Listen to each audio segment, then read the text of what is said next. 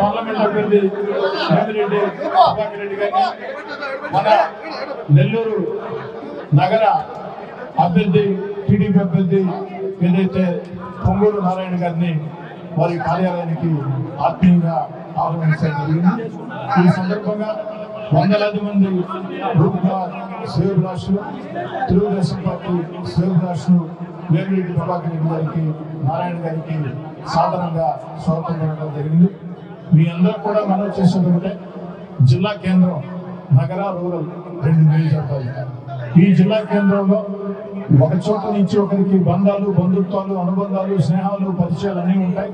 కాబట్టి ఏకతాటి మీద మొత్తం కూడా కొనసాగి 2 నియోజకవర్గాల్లో తెలుగుదేశం, జనసేన, బీజేపీ ఉమ్మడి అభ్యర్థులు ఘన విజయం సాధించడానికి, నెల్లూరు నగర, నెల్లూరు రూరల్ నియోజకవర్గాల్లో పార్లమెంట్ అభ్యర్థి వేమిరెడ్డి ప్రభాకర్ రెడ్డి గారికి భారీ మెజార్టీ ఇచ్చడానికి ప్రతి కార్యకర్త నాయకులు కృషి చేయాలని కోరుకుంటూ సెలవు తీసుకుంటారు.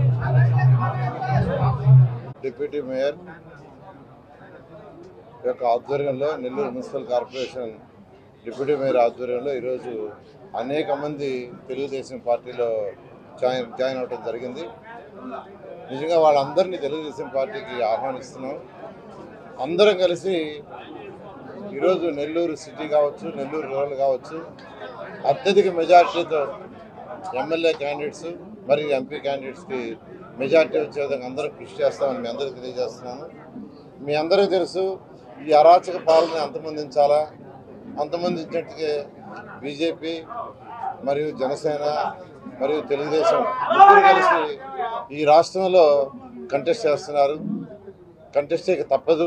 ఎందుకంటే అరాచక పాలనని అంతమొందించాలంటే అంతకు మించి మార్గం లేదు. ఖచ్చితంగా రాబోయే రోజుల్లో అత్యధిక సీట్లు, అత్యధిక మెజార్టీలో ఈ యొక్క కూటమి గెలుచుకోబోతుంది. ఇప్పుడు నెల్లూరు 54 డివిజన్లో గతంలో చేసిన 2014 నుంచి 19 దాకా చేసిన డెవలప్మెంట్ మీకు అందరికీ తెలిసిందే. 5,262 కోట్లతో అనేక పనులు, అండర్గ్రౌండ్ డ్రైనేజ్ అది చేసింది.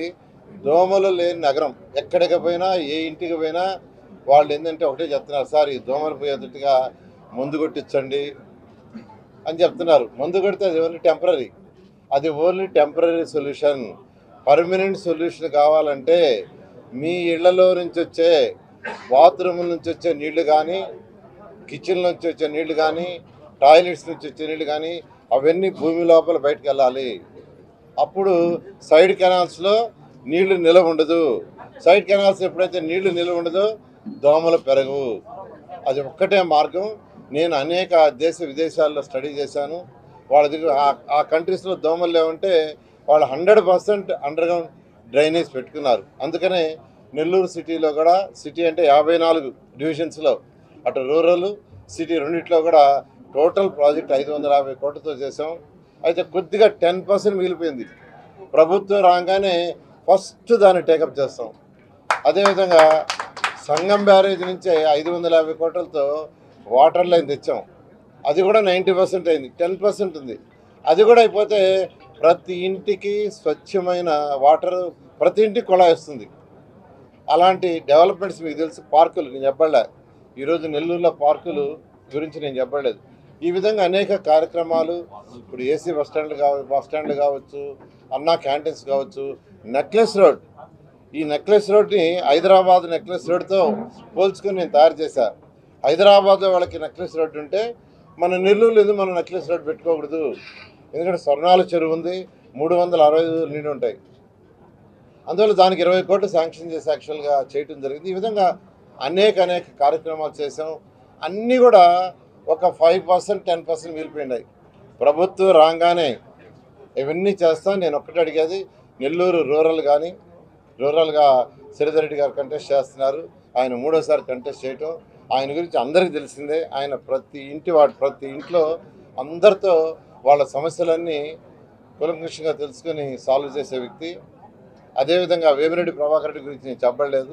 ఆయన అజాతశత్రువు, ఎవ్వరికి శత్రువు కాదు. ఈరోజు ఈ పార్టీకి వచ్చాడంటే ఒకటే కారణం, గౌరవం కోసం వచ్చాడు, ప్రజలకు సేవ చేయడానికి. ఆయన డబ్బుల కోసం రాలా. డబ్బులు సంపాదించాలంటే ఈడికి రాబడలే, ఆయన వ్యాపారాలు ఉన్నాయి. కేవలం ప్రజలకు సేవ చేయాలా, ఒక గౌరవం కావాలని ఆయన వైఎస్ఆర్సీ పార్టీలో చేరాడు, మీకు అందరికీ తెలిసిందే. అక్కడి నుంచి రావడానికి ఒకే కారణం చెప్పాడు, సార్ నాకు అక్కడ గౌరవం లేదు, నాకు గౌరవం కావాలని, ప్రజలకు సేవ చేయాలని. అందువల్ల నేను అందరిని రిక్వెస్ట్ చేసేదంటే మన నగరాన్ని 54 డివిజన్లు డెవలప్ చేసుకోవాలంటే రాష్ట్ర ప్రభుత్వం సహాయంతో కూడా కేంద్ర ప్రభుత్వం సహాయం కూడా కావాలి. ఈరోజు కేంద్ర ప్రభుత్వం బీజేపీ మనతో టైఅప్ అయింది. అక్కడి నుంచి ఫండ్స్ కూడా తీసుకురావాలి. అక్కడి నుంచి ఫండ్స్ కూడా తీసుకురావాలంటే ఎంపీ గారు చేయాలి. ఇక్కడి నుంచి మనం ప్రపోజల్ పెడితే ఎంపీ గారు అక్కడి నుంచి కేంద్రం నుంచి ఫండ్స్ తీసుకురావాలి. ఎందుకంటే మనం చేసే ప్రాజెక్టులో 75% కొన్ని స్టేట్ షేర్ ఉంటుంది, 25% సెంట్రల్ ఉంటుంది, కొన్ని 60% మన షేర్ ఉంటుంది, 40% సెంట్రల్ ఉంటుంది, కొన్ని వచ్చి 50% ఉంటే 50%. సో కేంద్రం నుంచి మనకు రావాల్సిన ఫండ్స్ నెల్లూరు నగరం 54 డివిజన్లకి రావాల్సిన ఫండ్స్ తెచ్చుకోవాలంటే మనకు స్ట్రాంగ్ ఎంపీ ఉండాలి.